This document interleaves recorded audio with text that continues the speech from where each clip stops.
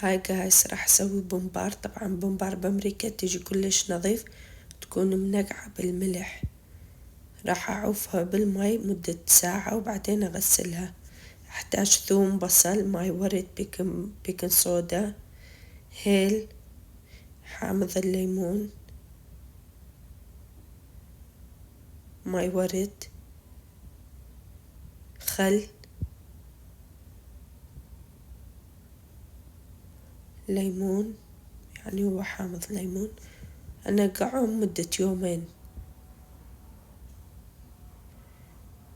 قبل لا انقعهم كان لازم اقلبها هيج، بس نسيت. قدام الماي هيج تقلبوها كلش سهلة. للحشوة ثوم، لحم، ملح، فلفل أبيض. خليت شوية هيل، هي ما يخلون بس أنا خليت، ويا الرز همينة. ما حشيتها كلش هواية لأن راح تتفلش. تفتحوها شوية تزرفوها على تستوي زين. هذا الرأس. طبعا أنا ما أكلها بس أسويها، زوجي هو يأكلها يحبها.